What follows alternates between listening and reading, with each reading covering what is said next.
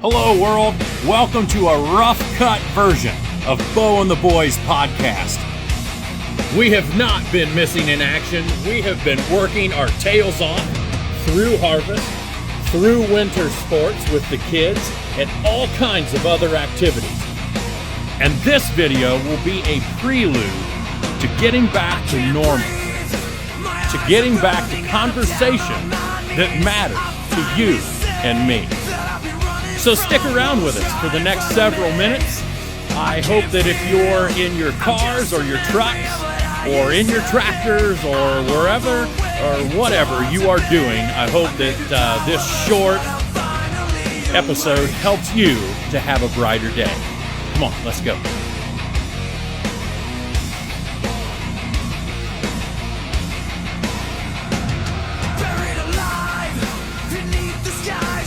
So obviously this is our 5020 tractor, my original tractor that I bought back in the 90s. First one that I farmed with, traded it off, as I've told you.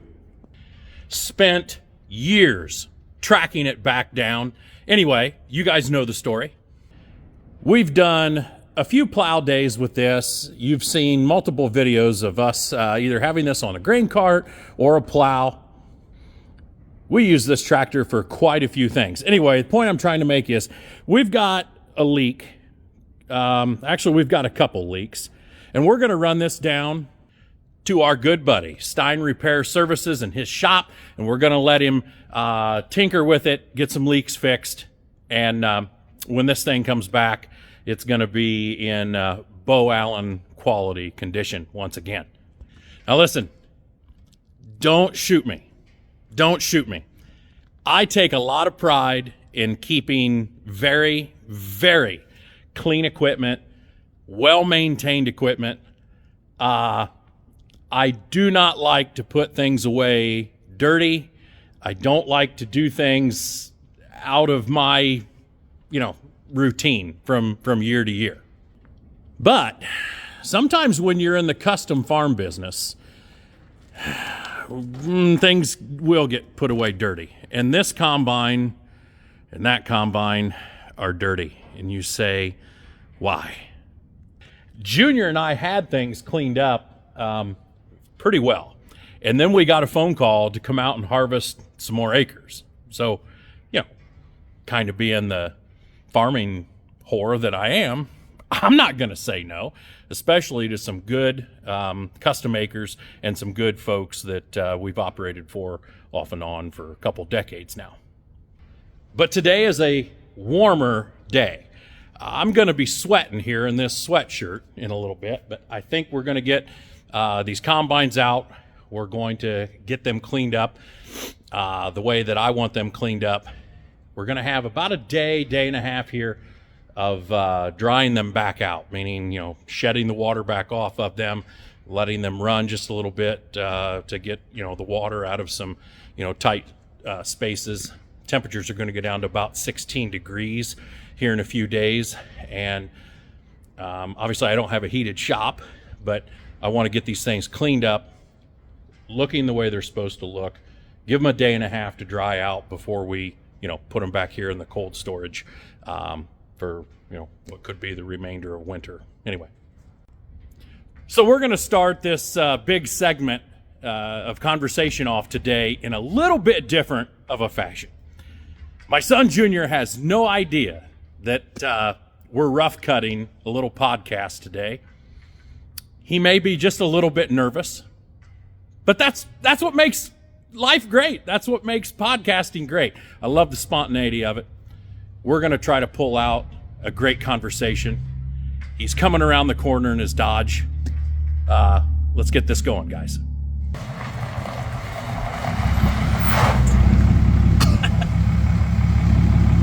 Junior, what'd you get in the mail today? Nothing. Well, how was work last night? Pretty good. My work was really difficult too. Sitting down. Playing farm sim.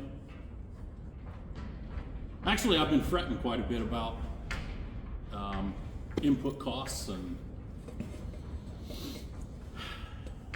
farming for 2026. Yeah. You and I have had several conversations about that. I'm sure that everyone watching these videos that farms is thinking the same thing. But I guess you know, from a father and son team, that I think we work pretty darn good together.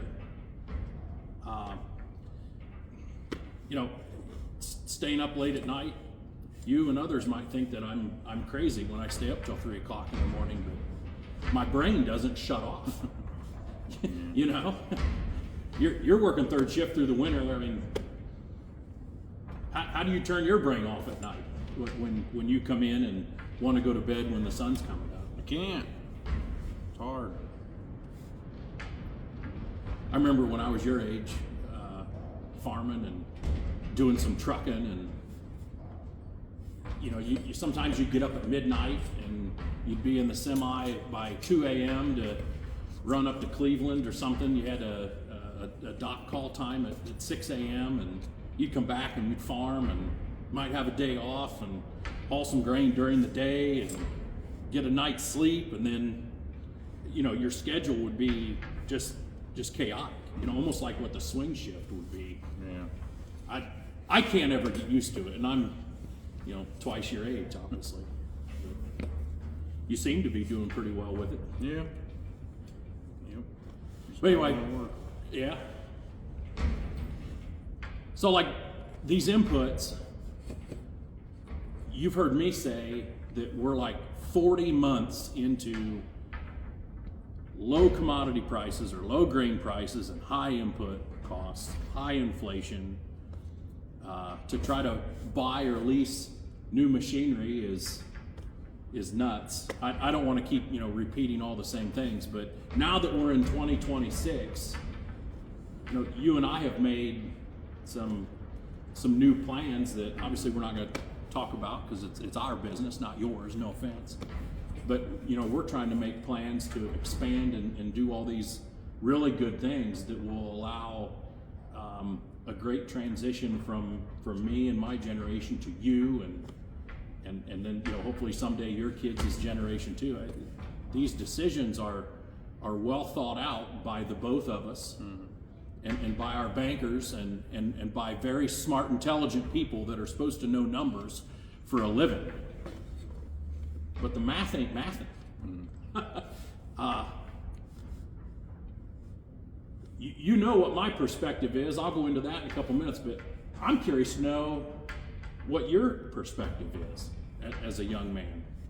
Just living like Tony Reed.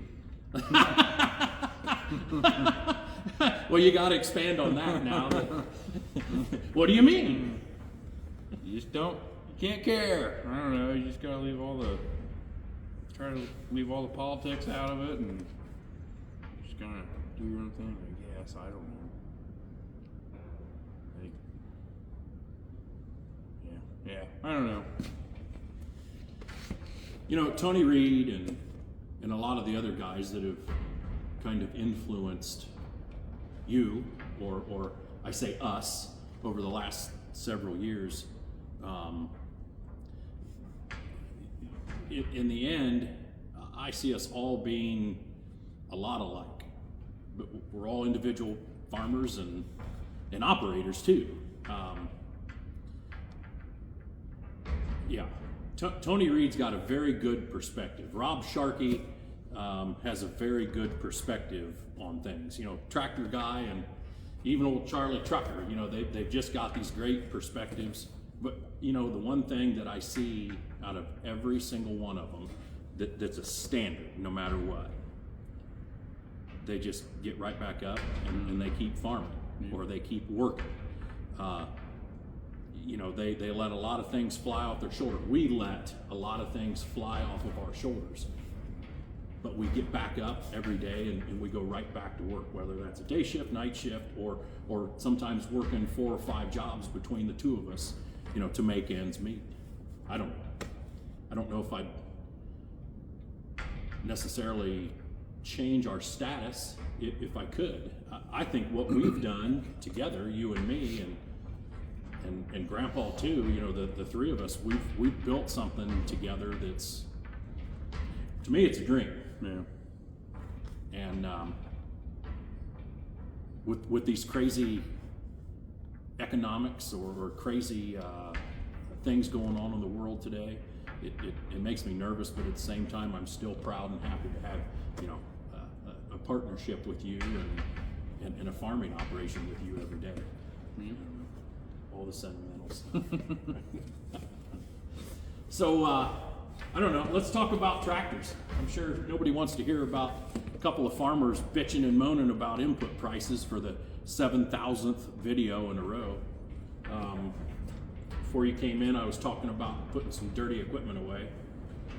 I'm sure there's a lot of people out there wondering why our stuff's not all waxed up. And it's because I've been lazy. You know, he's been working and I took the winter off. That's why.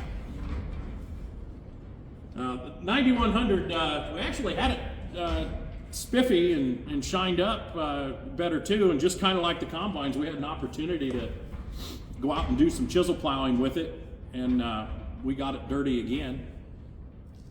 Mother Nature. I don't like washing equipment and putting it in a shed and it doesn't get a good chance to dry out, and then it gets down to single digits or the teens. I don't like that at all. You guys know that. What are we doing here today? Gonna take advantage of the nice weather. Get the air seeder hooked up. Air seeder's got to go down to Stein Repair and get rebuilt. Junior and I could probably do that right here in this shop. We got enough room to, you know, fold out a 40-foot planter on the concrete and work on it, but you know, he's got a job. I've got things that I do. No, not playing farm sim either all the time. Brad and the guys will put 2 or 3 people on that air seeder. You know, they're going to inspect it. They're going to run it through their program. I'm very happy to have the ability to utilize a shop like Brad's. While he's rebuilding our air seeder and kind of going over this tractor that's always hooked to it too, we're out making money and continuing our other livelihood incomes. To some, you know, they would say, well, you guys are 2 fit guys. Why don't you just rebuild it yourselves? Well, those right there are the reasons why. In a different world, it'd be a different world, wouldn't it? Yeah. But this is what we do. I have full confidence and faith in Stein Repair for everything they do, from the combines to the tractor and the air seeder to anything that you would send down. That, again, is the CEO of AftermarketTractorParts.com, Brad Steineke. He was on podcast #1, and then you've seen him in some shorts that we've had also. So I had a couple questions come in on social media. What the hell happened to our podcast? You tell me. Just got busy farming. I don't know. We did. We shot episode 1 right here. Yep. You were up in the loft. You helped, you know, to get everything going. I should have had you in the thank yous or the mentionables for helping to get everything put together. But Junior, you know, is the reason why all of this is even possible. You tell him why. I don't know. Just scrolling on social media as a kid, when I took a big interest in farming, I really watched Tony Reed and Rob Sharkey and the Tractor Guy, and just kind of, I had an interest in that. Wanted to try my own thing with it, and here we are. I hate social media. I hate everything. If I had my choice, I would be somewhere where there weren't people for 5 miles in either direction, you know, as a hermit. But anyway, he really talked me into diving into some of this stuff, and I looked at, you a lot of the videos that you were trying to show me from the guys you just mentioned, and it was like, why not? It wasn't a money thing for us. We're still not in the money, really. That's not the point. But I get to interact with this kid and Grandpa, my dad, our other boys here, his siblings. We get to put our family together on video and show our strengths, our weaknesses, some of the bad stuff, but a lot of the good stuff too. I don't know. It's been fun. Yeah. We met a lot of good people too. Farmer Fran. Yeah, Farmer Fran, you're crazy. I almost got a chance to meet you there a few months ago. I was out in I better watch what I say here. I don't want to go too far into my business, but we were in Western Kansas on business, and you were still harvesting, and I was out there screwing around with my buddy Travis, and I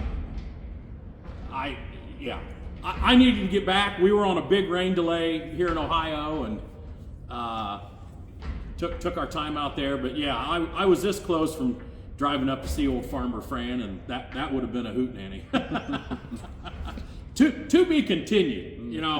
There's not a lot going on here in January, February, March, so we still got plenty of time. But yeah, Farmer Fran's crazy. Yeah. Old jackrabbit season. Yep. Our first video that we put on YouTube was right across the road over here.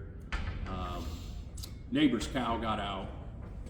We weren't home. I forget what we were doing, but we were gone. Neighbor's cow gets out. He had to put the animal down. I was gonna saddle a horse, go out and rope it and bring it back. Not that I'm a big cowboy or anything, but anyway, that would have been fun. Could have got that on video. Yeah. But got a picture dragging the cow across the field over here by his horns. Put that on YouTube. Boom. and that was the end of it. It took off from there. Just a random day, I get a text saying that posted my first YouTube video. I was in shock. It's been fun. Some of this time that we've lost in the last few months with, not putting out another podcast, like Junior says, harvest started.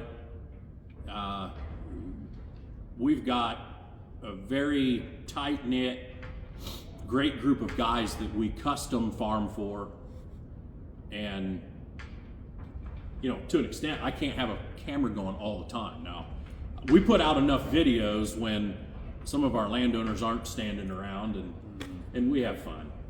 But I can't jeopardize my custom farming operation or our farming operation just to promote, silliness on camera. Anyway, another topic for another time. We don't need to even talk about that. It's not a big issue. You know why we're doing it. Anyway, so we come through harvest. This is like the 7th year in a row that we have grown pretty good crops for the most part. And this is the 3rd year in a row now that we've sold those great crops for, nothing. If you don't think that the mental side of it doesn't come into play at some point, I'm gonna be honest with you. There's been times here since the end of harvest, end of October, 1st November, where I just haven't felt like doing anything. I don't know if that's, should I admit all that on camera? You have to go back and put time into the things that are the most important, and the most important thing is family. I haven't really talked about this subject a lot because family time's family time, but the ability to spend time with him without a camera on, outside of a tractor, which is how we make our living, and our other kids and my wife, as a family. It's not all about this camera here. It's fun. Yeah. So that's where we've been. And we've been working on some pretty big business decisions that you probably will be a part of later on this year. And I don't know. There we are. Now we're kind of up to speed. So today, when we're done shooting this, what are we gonna do? Gonna clean her up and get her ready for Brad and guys. We're gonna hook the air seeder up. We're gonna take it outside. I mean, we've got Carhartts on today, but I'm not cold at all. What's the temperature? 40? It's 40 in here. Perfect. But we're gonna wash this tractor off, clean it up real good, detail the cab. The air seeder, we wanna clean that up a little bit better for Brad and the guys. And we're gonna let it dry out tonight, tomorrow. We'll get it put back in the shop for tomorrow night's freeze down, and need to start working on some fence rows again too. Yeah. We've got a basket that we put on the forklift attachment on the Bobcat, and as most of you guys probably do too, we like to go down some of our fence rows, and we've got a pull saw and like to whack limbs and give the fence rows a haircut. Here in Ohio and Indiana, there's a lot of fence rows. Yep. And kind of in our part, there's not a lot of guys that are taking those out anymore. Nope. But trimming is very essential. So anyway, what else? I think that's it. I can't think of too much. I suppose we better get to work. Did you eat lunch? Nope. I had some reheated chicken and a small piece of pizza. And that's why I look the way I look. All right, so as we're speaking, the Fort Wayne, Indiana Farm Show is starting up. I think we're going to try to go there. We had planned it, but he plows snow, I plow snow. If the weather was going to be what they changed it to, we weren't going to be able to make that show for anything. Now, we don't have a booth there. We're not going to bring the sign and try to shoot anything from there. We just like to go as spectators and get a bag and sign up to get the new Farm World newspaper for another year or two. Anyway, but National Farm Machinery Show at this point is wide open. Somebody reached out to us very recently and asked us what our plans were for the National Farm Machinery Show. We're wide open. We're willing to take invites. And I haven't been there in a couple years anyway, so it probably would be a good thing to maybe go back there. So with it being a little more than a month away, if you have a request from us, hit me up in the comments section. You can send a DM either from TikTok or YouTube, or boandtheboyspodcast@gmail.com.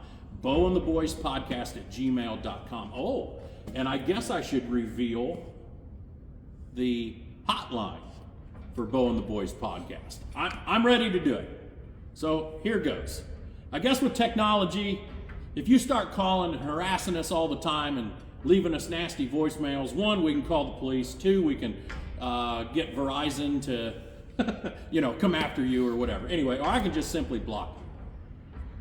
If you want to write down this phone number, we're going to use this phone line for upcoming future podcasts or live feeds off of TikTok or YouTube. And I don't see a lot of people doing this on social media. It's kind of risky. But we've invested just a little bit amount of money into a private line so that we can talk to you, Farm Talk or other farmers, other people that want to say their thoughts and opinions. Please keep that clean. Please don't go berserk and start, I'm okay with cuss words. I say cuss words too. I just try to limit that on our social media platform. So does Junior. But don't be ranting and raving about the government and furries and cats and Iranian terrorists and stuff like that. Let's just keep the conversation about farming. But here we go. You ready? 567 204 6800. 567 204 6800. That is your official Bo and the Boys podcast hotline. Also, Bo and the Boys podcast at gmail.com, once again, is where you can reach us or hit us up in the DMs. Hey, thanks for a spontaneous, rough cut podcast, son. Yep. I love it. Yep. Now get back to work. See you guys later.